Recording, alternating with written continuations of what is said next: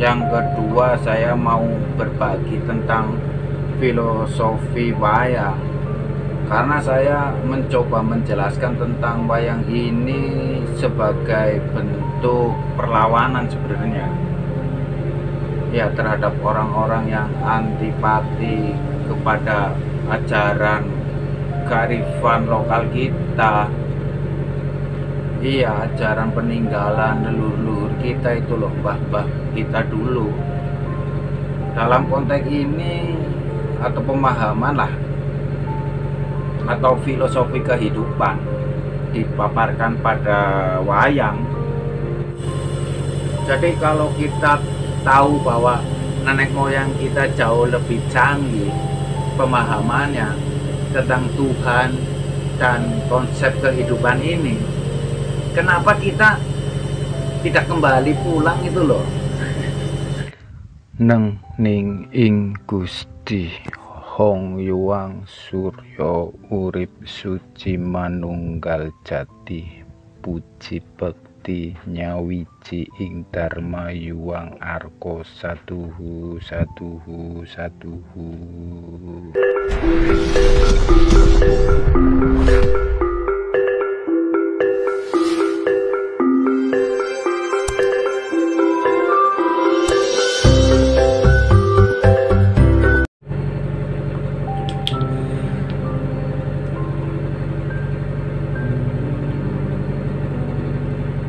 Rahayu Mardika sugeng dalu sedulurku mapan wonten teng pundi kemawon, andum slamet sedayanipun.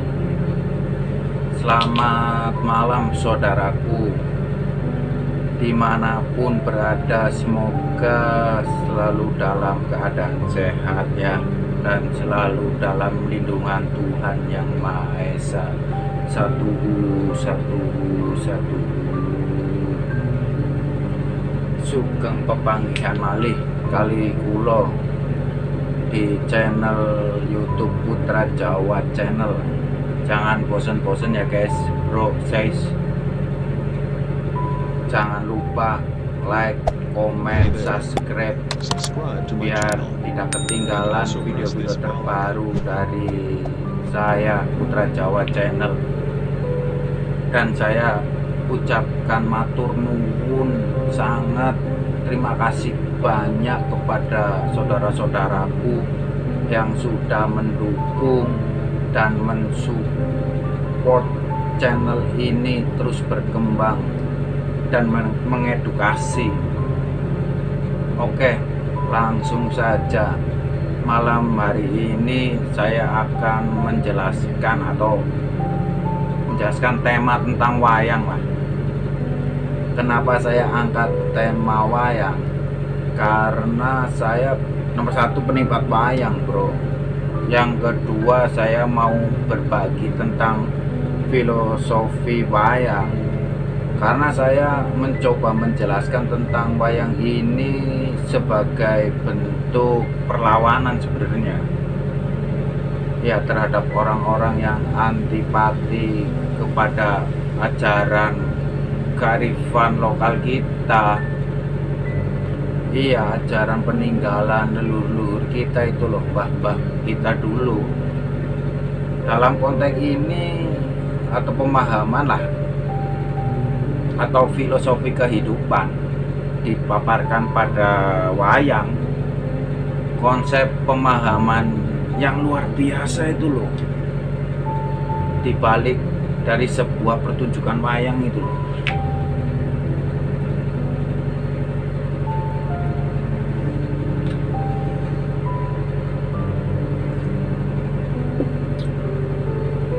Dulu guruji saya tuh sempat bercerita pada saya, hidup kita ini tak ubahnya seperti wayang, bro. Wayang itu adalah budaya asli leluhur Nusantara, bukan berasal dari luar.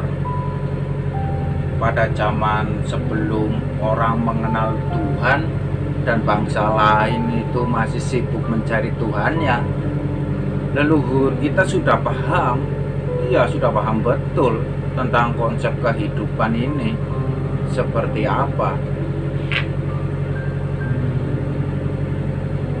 Tuhan itu ibarat sang dalang itu dalam pentas wayang, dan kehidupan ini hakikatnya ibarat pentas wayang itu loh bro, oleh sang dalang sendiri. Panggung wayang itu ibarat pentas kehidupan dunia ini loh.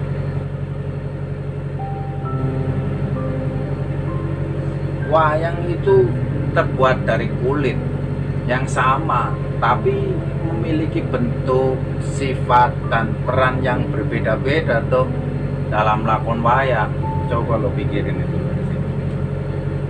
Begitu juga manusia terbuat dari bahan dasar yang sama, namun memiliki bentuk, pemaparan atau sifat dan peran yang berbeda-beda tuh dalam kehidupan ini. Tiap wayang memiliki penampakan dan karakter masing-masing dan menjalankan perannya masing-masing juga. Wayang kulit itu ibarat jasad tubuh manusia loh, atau tubuh kita ini loh. Tanpa ada sang dalang atau roh Tuhan di dalamnya ini, maka dia diam, tak bergerak. Dia akan diam saja di mana dia ditancapkan itu loh. Jadi wayang itu bisa terlihat hidup dan memiliki karakter karena ada sang dalang itu loh yang sedang memerankannya. Sesungguhnya setiap roh yang ada di dalam jasad tubuh manusia berasal dari Sang Esa yang sedang menjadi wayang itu loh, untuk memainkan peran di pentas kehidupan ini.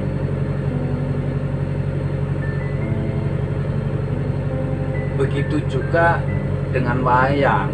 Sesungguhnya di balik hidup setiap wayang itu ada jiwa sang dalang yang memerankannya itu loh. Jiwa sang dalang tetaplah satu, namun dia bisa memainkan berbagai macam karakter yang berbeda-beda berdasarkan tubuh wayangnya.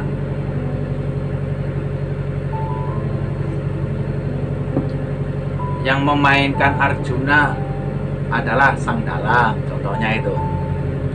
Yang memainkan Semar juga sang dalang. Yang memainkan Yudhistira juga sang dalang.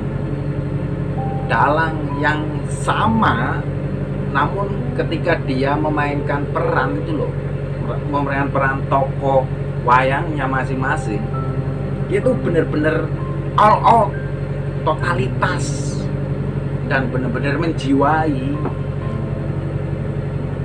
Ketika sang dalang jadi Arjuna, contohnya itu loh, maka semua perwatakannya tuh Arjuna lah yang muncul, berikut suaranya. Dan ketika dia memerankan sang Petruk, tiba-tiba suaranya pun berubah. Ya toh, jasad-jasad wayang ini tanpa sang dalang tidak akan bisa hidup bro. Dan tanpa sang dalang yang hebat memainkan pentas kehidupan ini, maka pertunjukan wayang tidak akan seru dan menegangkan lah. Begitupun kita loh, manusia, ketika kita jadi wayang di dunia ini, maka kita harus tahu siapa tokoh wayang yang sedang kita mainkan. Dan ketika kita takut apa peran ketokohan yang sedang kita mainkan, maka mainkanlah dengan penuh totalitas itu loh, kesungguh-sungguhan, biar pentas kehidupan di dunia ini itu menjadi seru dan menegangkan pastinya itu loh. Lalu saya sempat bertanya pada guru saya, guruji, dalam wayang kan ada tokoh-tokoh humoris gitu loh, yang suka melucu. Nah, pada hakikatnya apakah Tuhan itu juga suka melucu kah? Gitu kan saya dulu. Lalu guru saya itu bertanya, memangnya kenapa gitu kan? Nah, dalam hati saya kan, oh ya karena dalam agama yang saya anut gitu kan, Tuhan itu digambarkan sebagai sosok serius lah dan tidak humoris, lucu gitu. Saya bilang gitu. Jadi kalau kita bercanda tentang Tuhan kita akan dimarahi dan mungkin akan dikatakan melakukan penistaan agama gitu. Kata saya itu loh, menjelaskan ke guruji kayak gitu. Lalu guru saya menjawabnya kayak gini, lah kalau kita tahu bahwa di balik setiap karakter manusia yang tanggung di pentas kehidupan ini adalah Tuhan atau Sang Dalang, dan Tuhan itu cuma ada satu, yakni Tuhan yang Maha Esa. Wah. Lantas menurutmu kalau ada orang yang melucu atau humoris, semisal itu loh si Sule, itu siapa? Dalang yang ada di balik peran si Sule tersebut. Guru saya bilang gitu. Ingat ya, di balik semua peran yang ada cuma ada satu dalang loh yang memerankannya. Iya, dia sang dalang yang sedang memainkan peran jenaka melalui wayang-wayang yang berpenampakan si Sule itu. Ya, guruji saya bilang kayak gitu. Sama juga dengan wayang ketika sang dalang memainkan tokoh Gatot Kaca itu loh, maka dia akan memainkan peran yang serius. Tapi ketika kita memainkan tokoh Punokawan, tiba-tiba saja suara sang dalang berubah menjadi jenaka.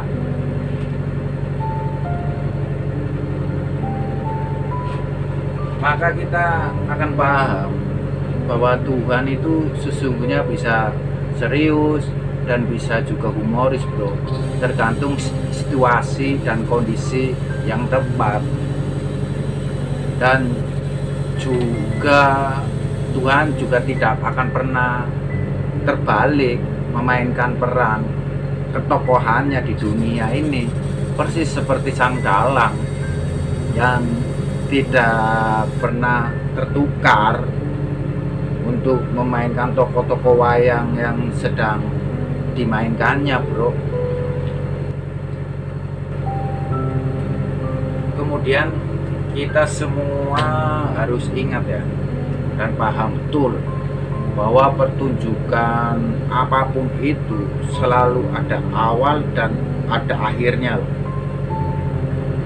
Ketika skenario salah satu wayang berakhir, maka wayang itu kembali ditancapkan kan di pinggir pentas dan tidak bergerak.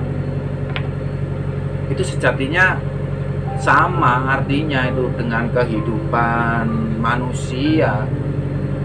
Ketika takdir hidup manusia berakhir, maka ia akan kembali menjadi wayang yang diam alias mati, tidak bergerak lagi.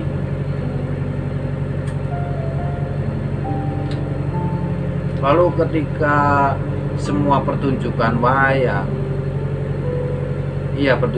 tersebut selesai, maka semua wayang itu kembali menjadi diam, dan satu persatu tokoh-tokoh wayang tadi itu kembali dimasukkan ke dalam peti tempat penyimpanan wayang, kemudian dibawa pulang ke rumah sang dalang sampai nanti menunggu ada pentas wayang berikutnya.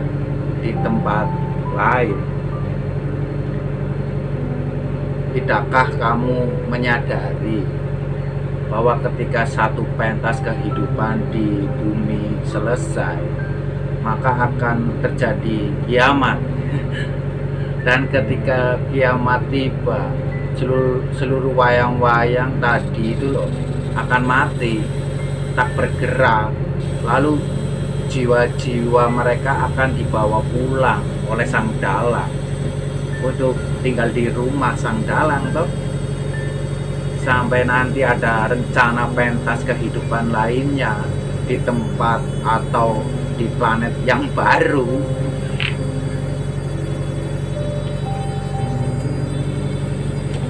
Jadi mati dan kiamat itu sesungguhnya hanyalah usianya pertunjukan bro, atau panggung kehidupan manusia di satu planet saja.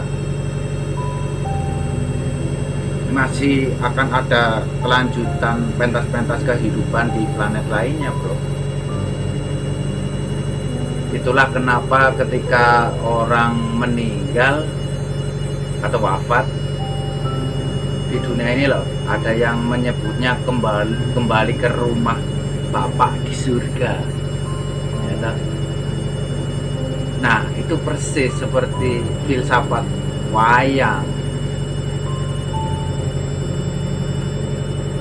Ketika wayang-wayang tadi tidak lagi bernyawa, maka akan dibawa pulang bro, dan akan tinggal atau berada di rumah sang dalang.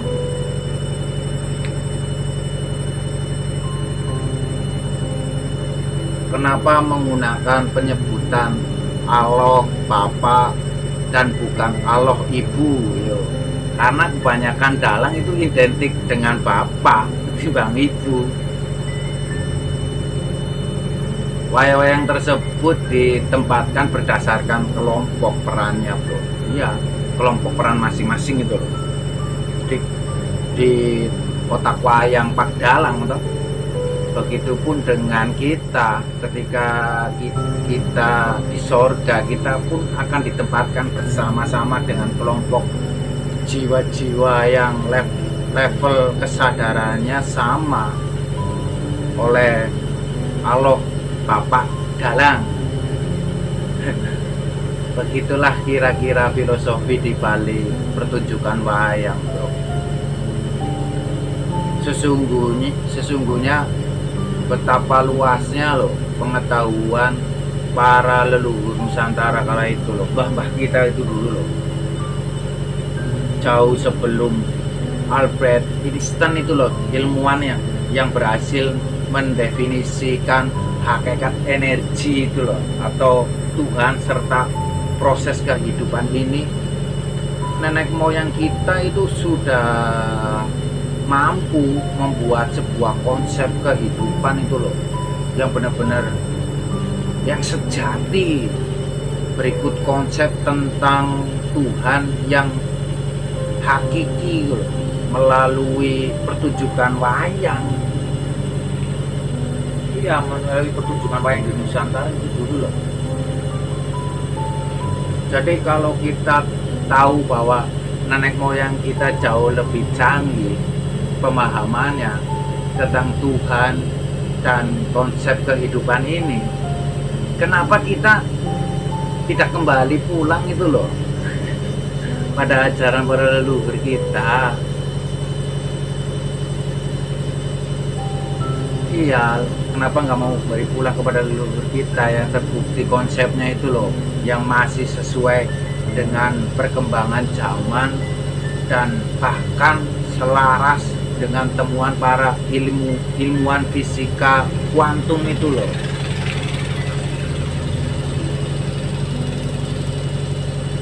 Semoga kisah yang dipaparkan guru saya ini bisa mencerahkan kita semua ya. Iya, khususnya anak-anak negeri Nusantara yang luhur dan agung. Silahkan di-share video ini jika kisah ini bisa menginspirasi banyak orang. Tapi pun salam cinta dan cahaya. Semoga semua makhluk hidup berbahagia. Rahayu Sagung Dumadi. Bye bye.